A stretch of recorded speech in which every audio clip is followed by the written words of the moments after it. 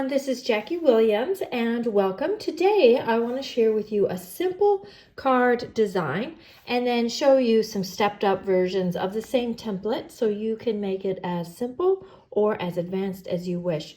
And for the sample that I'm going to be making with you today, I'm going to use the Vintage Christmas stamp set, and I'll also be using the Vintage Bottle Punch. Now currently this bundles with another stamp set called Bottled Happiness, so the punch actually works with both stamp sets. Now this is the card that I was sent in the mail for my birthday from my team member Lisa Williams down in Christchurch, and it's just a very simple design, but I loved what she made, and so I wanted to use this and then show some stepped up versions. So the pieces that you'll need are just your standard card base, can be any size depending on whatever country you live in. It doesn't matter if it's a little bit wider or shorter. As you can see, none of the pieces fit exactly to that size. And then this piece that we stamp on, I measured 4 1/8 by 2 5/8, of course adjustable.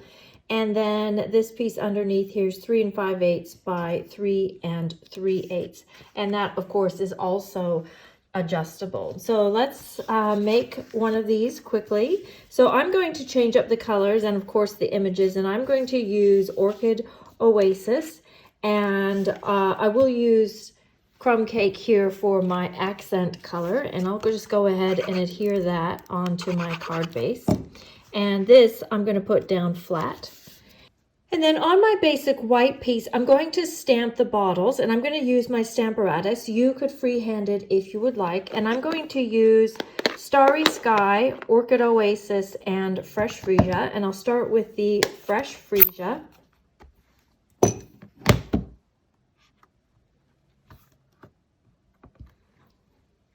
And then once I've stamped the first one, I'm going to stamp the second one, but first I'm just going to wipe off the stamp. And then I'm going to pick up this platform and move it over one step along this hinge feature. And next I'm going to ink up my bottle in Orchid Oasis and stamp that down. And the beauty is you can stamp it again if you want it to be a little bit darker. And then clean that off. Then I'm going to pick up my platform again and move it down one step, and I'll ink that up with Starry Sky. And I'll definitely need to move my magnets and stamp that down. Now I should say that on this sample that Lisa sent me, she's used, I imagine, one ink pad and just stamped it, inked it once, stamped, and then continued stamping and let the ink run out. That doesn't work really well with photopolymer stamps to get a third generation like that. So I have opted to use instead 3 coordinating colors. Next, I want to stamp my holly, and I'm going to use Old Olive. And this stamp is in the Vintage Christmas stamp set, and then just stamp that there on one of the bottles. And I'll use my Poppy Parade Stamp and Blend, or you could use Cherry Cobbler or Real Red, and just color in those berries for a very simple design. Now we'll go ahead and put this piece on our card front with dimensionals. Now I have stamped the words in Orchid Oasis, and I didn't use a die for this. I've just used my scissors to trim that out. And I've put a little piece of tape on the back. And then we're just going to grab some linen thread. And a little tip I picked up from one of the artisan team members is you put a piece of tape on the back, and then just take your twine and make a couple, or a figure 8, and then leave tails. And that creates the look of a bow on the front, but you haven't actually tied a bow. And 1, it's easier, and 2, then you don't have the knot on the back to create bulk. And I've just added a few dimensionals there on the back, and then I'll place that on my card so that it is hanging off of that right-hand side just for a bit of dimension. Then I'm just going to use some of these opal rounds. I really like these opal rounds, not just for nautical sea type of projects. They're actually quite nice for Christmas ones as well. They don't add any color, just a little bit of sparkle, so they're relatively subtle. And there you go, there's a very simple design. Now I want to set that aside and I'll show you a more advanced or stepped up version. I'll just run you through it. First of all, I've added another layer of the Orchid Oasis and I have embossed that with the Pines embossing folder. And then for my background piece, instead of crumb cake, I'm using the Distressed Gold, which is still in the same sort of color family, but you know, a little more interest and of course some shine. Then I've stamped my 3 bottles, same as before, just added a little bit of ink splattering, and this time I'm going to mount it onto another piece of white just to give it a very subtle border. And then that goes on like this. And then I've actually stamped out a 4th bottle, and maybe you can see it. I've actually put clear embossing powder over the top, and then I'll put that on with dimensional so that middle bottle is popping out. And then what I would do is I took a couple of leaf dies. This one's actually from the Cottage Wreath, and I would put that on the bottle and then use some gems to create the berries, and then put my words on like this. So it just steps it up quite a bit. I'll show you actually a finished one here. So this is a different colorway. This is my simple version using Bermuda Bay, Coastal Cabana, and Pool Party. And then this is the stepped up version that I talked you through there briefly.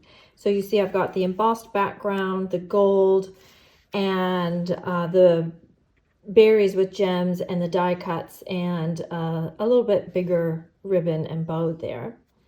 And then even a 3rd version, I just stepped it up possibly even more, or just in a different way. Really, I've done the gold again, and this time I've white embossed the words, and this middle bottle I've actually used the vintage shaker domes and added some of those fabulous effervescent elements in there. And this time I moved the bow to the top of the bottle. I just felt it was too much going on down here at the bottom. So which of those do you like the very best?